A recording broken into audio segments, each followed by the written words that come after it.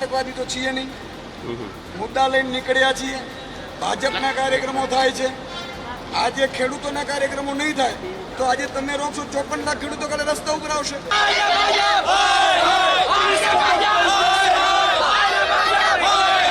આજે બોટાદમાં જે રીતે ભાજપના નેતાઓ કડદા કરી રહ્યા છે અને પોતાને બચાવવા માટે આખા 5 જિલ્લાની પોલીસને ધંધે લગાડી દીધી છે. પોલીસ અત્યારે બીજું કામ જ નથી કરી શકતી, તપાસો અટકી પડી છે. જ્યારે ભાજપના નેતાઓને પ્રજા ઘૂસવા નથી દેતી ઘરમાં એટલે પોલીસને આગળ કરી દે છે. અને જ્યારે મેં કાલે જાહેરાત કરી, રાજુ કરપડાજીની ધરપકડ કર્યા બાદ, અમારા ખેડૂતો ઉપર ફરિયાદો કર્યા બાદ કે ભાઈ કાલે બોટાદમાં ગ્રામ પંચાયત થશે એટલે ભાજપ પણ જ્ઞાન આવ્યું. અત્યારે એના ચેરમેનો નિવેદનો કરી રહ્યા છે કે માંગણીઓ સ્વીકારી લેશું. હજી સ્વીકારી નથી, તમે ગુમરાહ કરો છો.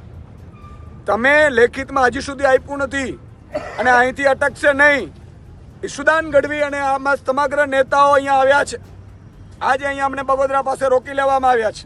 ભાજપે મુખ્યમંત્રી આદેશ કર્યા છે કે કોઈ પણ ભોગે ઈશુદાન ગઢવી બોટાદ પહોંચવું ન જોઈએ. ભાઈ અમે આતંકવાદી છીએ? અમે શું ગુનો કર્યો છે? અને અમારાથી એટલો ડર લાગે છે. આ 54 લાખ ખેડૂતોના હક અને અધિકાર ઉપર મુખ્યમંત્રી તરાપ મારી રહ્યા છે. આવતીકાલથી 54 લાખ ખેડૂતો છે એ રસ્તા ઉપર નીકળશે તો કોણ બચાવશે તમને? તમારા કોઈ પણ કાર્યક્રમો થવા નહીં દઈએ.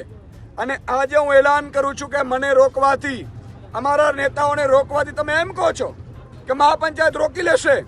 ખેડૂતોને હું આહવાન કરું છું, મહાપંચાયતમાં રાજુ કરપડા ત્યાં પહોંચી રહ્યા છે. રાજુ કરપડા મહાપંચાયત કરશે. હું ચેલેન્જ આપું છું તમને. અને દરેક જગ્યાએ હું કહેવા માંગુ છું ખેડૂતોને કે જે એપીએમસીમાં ગરદા ચાલે છે, કડના નામે લૂંટ ચાલે છે, આજે ખેડૂતોને માટે અમે નીકળ્યા છીએ. ગરીબો, વંચિતો, શોષિતો માટે નીકળ્યા છીએ. હું પોલીસના તમામ કર્મચારીઓને કહેવા માંગુ છું, નાના કર્મચારીઓને, આઈપીએસ લોકો તો મોજ કરતા હશે, એ તો આદેશનું પાલન કરશે, પણ તમામ નાના કર્મચારીઓને કહેવા માંગુ છું તમારા બાપ દીકરાઓ, બધા બાપ દાદાઓ ખેડૂત છે અને તમે લડી નથી શકતા, એ લડી નથી શકતા એટલે અમે લડવા નીકળ્યા છીએ. અને આજે અમને રોકવા માટે તમારો ઉપયોગ કરવામાં આવે છે. પ્રેમથી પોલીસનું કહું છું કે તમે તમારા રસ્તાઓ શોધી લ્યો, બાના બતાવી દો. કેમ ભાઈ 2 બુટલેગર ચાલી જાય છે, 2 બુટલેગરના આડા ચાલે છે રૂપિયાના હપ્તા માટે, તો તમે ઉપરવાળાને સમજાવી દો છો. એવી રીતે આજે સમજાવવાની જરૂર હતી તમારે કે સાહેબ આમ આદમી વાળા નીકળી ગયા. આમ આદમી નથી, આ ગુજરાતના 54 લાખ ખેડૂતોનો અવાજ છે. અને હું આહવાન કરું છું કે ન માત્ર એક બોટાદ એપીએમસીમાં આજે ફરીથી આજે જો આ મહાપંચાયત મોટી ન થઈ શકી તો ચિંતા કરવાની જરૂર નથી. 50,000 કિસાનો સાથે એ જ બોટાદમાં આગામી સમયમાં હું તમને ચેલેન્જ આપું છું ભાજપ પડાને કે અમે બોટાદમાં મહાપંચાયત કરીશું. આજે પણ મહાપંચાયત થશે. બીજું જેટલી એપીએમસીમાં લૂંટ ચાલે છે એમાં અમે આમ આદમી પાર્ટીની ટીમો બનાવીશું. તમામ ખેડૂતોને પણ કહું છું 9512040404 નંબર છે, મિસકોલ નંબર.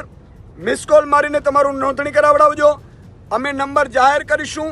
ન માત્ર બોટાદ, ગુજરાતની કોઈ પણ એપીએમસીમાં ક્યાંય પણ ગડબડ થતી હોય, કડના નામે રૂપિયા લેવાતા હોય, લૂંટ ચલાવતા હોય, મિક્સિંગ કરતા હોય, તો તમારે અમે ટીમો બનાવીને આપીશું. તમામ આમ આદમી પાર્ટીના નેતાઓ તમામ એપીએમસીમાં જશે. આ લડાઈ અહીંથી રૂકવાની નથી, તપાસ કરશે. જ્યાં પણ ગડબડ થતી હશે ત્યાં અમે મુદ્દા ઉઠાવીશું. આ બીજી વાત. ત્રીજું હું એલાન કરું છું દૂધ મંડળીઓને કે જે દોરામાં તમે જે ગડબડ કરો છો એ દૂધ મંડળીઓમાં પણ આમ આદમી પાર્ટીની આગામી સમયમાં ટીમ તપાસ કરશે. આ તમામ ડેરીઓ છે જે ભાજપના નેતાઓ કબજા કરીને બેસી ગયા છે, એના મળતિયાઓને 50-50 લાખ રૂપિયા લઈ અને ભરતીઓ કરે છે અને દાણથી નામી માંડીને દૂધના ભાવમાં જે ગોબાચારી કરે છે, એ ડેરીઓમાં પણ અમે ટીમો મોકલીશું, તપાસ કરાવીશું.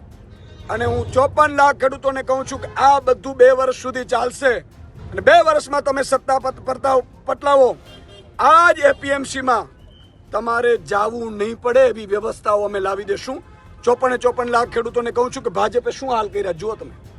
આ તમારો ઈશુદાન એકલો નથી, તમે બધા 54 લાખ ખેડૂતોનો અવાજ આજે દબાવવાની કોશિશ કરી છે.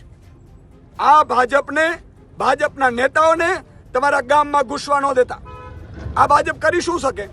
બિચારા પગારદાર પોલીસ વાળાને ઉભા રાખી દે, જો ન કરે તો એને બદલીઓ કરીને ડાંગમાં નાખી દે, પરિવારથી અલગ કરી નાખે. આ ચાલ છે એમની. પણ આ ઈસુદાન કે આમ આદમીનો એક પણ સૈનિક અહીંયા મારી સાથે ઢગલાબંધ અમારા આગેવાનો બેઠા છે, એ તમામ સાગરભાઈ રબારી છે, પ્રદેશના ઉપપ્રમુખો છે, ફ્રન્ટલ પ્રમુખો છે, આ બધા લોકો અમે અહીંયા બેઠા છીએ. એક વાત નિશ્ચિત છે, તમને હકની અપાવીને રહેશું અને હક અપાવ્યા પછી 54 લાખ ખેડૂતોને કહું છું કે તમારે તમારા મામા, કાકા, નાના, નાની બધાને કહેવાનું છે કે આમ આદમી પાર્ટી અમારા હક અને અધિકારો માટે લડે છે અને આગામી સમયમાં આ મુદ્દાને ગુજરાતની જનતાની વચ્ચે લઈ જશું. અને અરવિંદ કેજરીવાલજીની પણ જરૂર પડી, ભગવત માનજીની પણ જરૂર પડી તો પણ એ લોકોને પણ બોલાવીને તમારા હક અને મુદ્દાઓને ઉઠાવીશું.